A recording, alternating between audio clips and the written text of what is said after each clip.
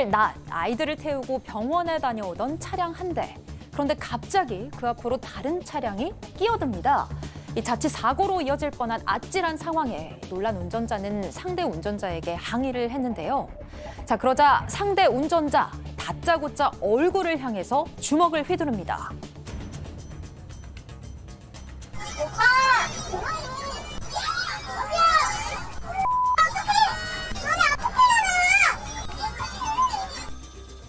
순식간에 벌어진 일방적인 폭행은 주변의 만류로 겨우 끝이 났는데요.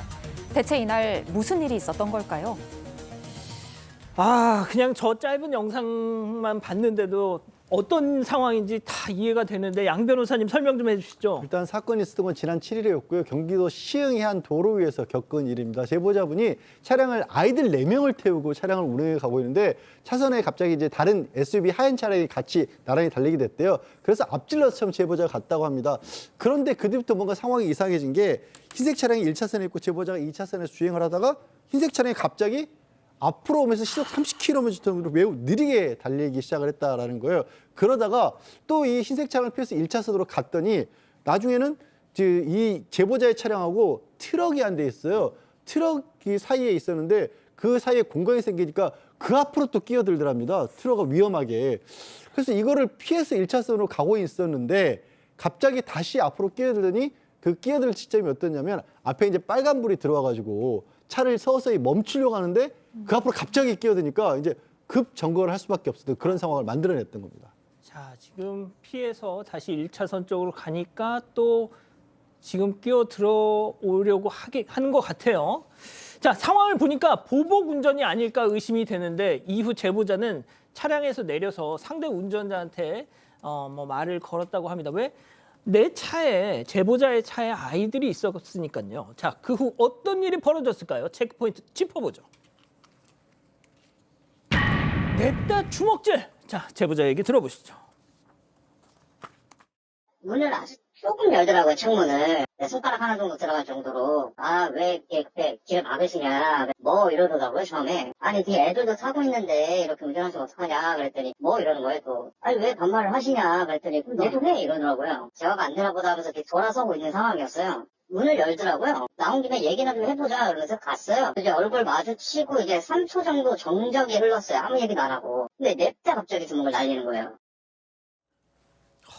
자, 박 변호사님. 네, 지금 보면 가해 차량이 갑자기 끼어드니까 뭔가 급정거가 생겼고 아이들이나 이 승객들이 막 앞으로 쏠리니까 위험한 상황으로 판단했던 것 같습니다. 보복운전 아니냐 이 생각이 들어서 지금 보신 것처럼 내려서 왜 이런 행동을 하느냐라고 하니까 가해 차량으로 보이는 사람이 한마디 하고요. 아이들 타고 있는데 갑자기 멈추면 어떡하냐 또 이렇게 얘기를 해서 야, 이 사람 이렇게 하면 안 되겠다 싶어서 운전석 창문을 좀 주먹으로 쳤다고 해요. 그러니까 그때 가해 운전자가 야, 쳤냐? 쳤어? 이렇게 말하면서 바로 신고할 듯한 행동을 보였고요. 제보자 입장에서는 더 이상 이 사람하고 대화가 안 되겠다 싶어서 돌아섰는데요. 나중에 이제 이렇게 마주 보는 상황이 됐는데 3초 정도 정적이 흐르다가 이렇게 주먹을 바로 그냥 냅다 날렸습니다. 자, 정말 준비도 안 된 예상치 못한 순간에 주먹이 날라왔으니 제보자 얼마나 놀랐겠습니까? 자, 이후 상황 또 이어서 들어보시죠. 그때부터 이제 맞기 시작하면서 저는 이제 애들도 있고 그러니까 사람을 때릴 수는 없고 최대한 방어를 취하면서 맞기만 했거든요. 처제의 두 아이는 바로 그 정면을 목격을 한 상태고 그래가지고 아이들한테도 트라우마가 좀 생기기는 했죠. 이모부 괜찮냐, 저런 사람 나쁜 사람이다 막 이렇게 얘기를 하더라고요. 이제 애기 엄마랑 이제 그 처제는 좀 트라우마가 생겼죠. 근데 매형이 이제 맞는 횟수를 세봤다고 하더라고요. 2차례라고 하셨고. 그러니까 저렇게 제보자가 폭행당한 장면을 차 안에 있던 가족들이 모두 다 지켜본 겁니다, 이걸. 네, 그렇습니다. 지금 아이들이 고스란히 목격을 한 것 같고 22차례나 맞았다고 하잖아요. 그래서 지금 아내나 처제나 아이들이 다 좀 심리적인 트라우마가 있다라는 거예요.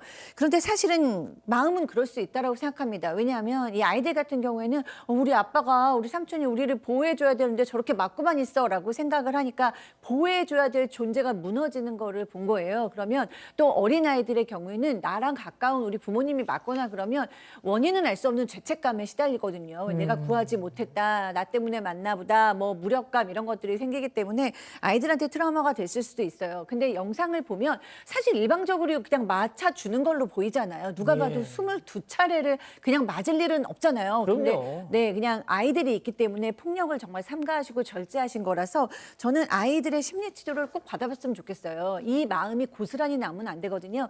지금이라도 생각을 바꿔서 아, 이렇게 맞는다고 다 지는 게 아니고 때린다고 해서 이기는 게 아니구나. 정말 우리 아빠가 정말 의롭게 참은 거고 우리를 보호한 거구나. 진정한 보호가 무엇인가 이런 것을 배울 수 있는 기회로 좀 바꾸어 주셨으면 좋겠습니다. 자, 22차례 주먹질을 당한 이 제보자 지금 많이 다쳤을 것 같은데 말이죠. 네, 맞습니다. 폭행 당시 제보자가 코피를 정말 많이 흘렸다고 해요. 입고 있던 패딩에 피가 다 묻을 정도로 코피를 많이 흘렸다고 하는데 이 검사를 해보니까 코뼈가 골절된 상태였습니다. 아이고야. 그뿐만이 아니라 코와 눈 부위를 집중적으로 많이 맞았기 때문에 왼쪽 시야가 뿌옇게 보이는 그런 증상도 있었고 앞니도 흔들렸었다고 하는데요. 일단 제보자 먼저 코 수술을 받고 지금 현재 회복 중에 있다고 해요. 지금까지 수술과 치료비로 약 1,000만 원 가까이 들었다고 하는데 제보자가 원래 투잡, 그러니까 일을 2개를 하고 있었대요. 그런데 이 사건 이후에 한 가지 일을 정리를 하게 되면서 지금 금전적인 상황도 좀 여의치 않은 상황이라고 합니다. 자, 양 변호사님, 저런 상황에서는 그냥 차에서 내리지 않으시는 게 제일 좋았을 것 같아요. 사실 저도 그 말씀을 좀 드리고 싶습니다. 저게 뭐 피해자분이 잘못했다 이런 걸 떠났어요. 그럼요. 워낙에 도로에서 정말 별 희한한 상황들이 많이 벌어지지 그러니까요. 않습니까? 안전하게 혹시 정말 실랑이거리가 있다고 할지라도 차 안에서 유리창 내리지 않고 꼭 필요하시면 경찰에 신고를 해서 그렇죠. 해결하시기 바랍니다.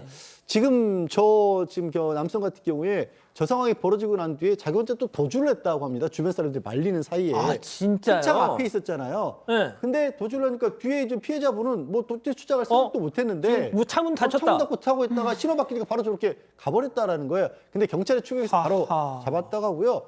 술을 마시거나 약물에 취한 상태도 아니었다는 거예요. 그러니까 맨정신으로 저런 일을 저지른 사람이 있단 말이에요. 그래서 제가 차에서 나오시지 맞아요. 말라라는 얘기인 거고 일단 피해자 조사까지 마친 상태이고 경찰에서는 아마도 이게 단순 폭행이 아니라 수술을 할 정도의 상처를 입은 거잖아요. 상해 혐의로 송치할 예정으로 보입니다.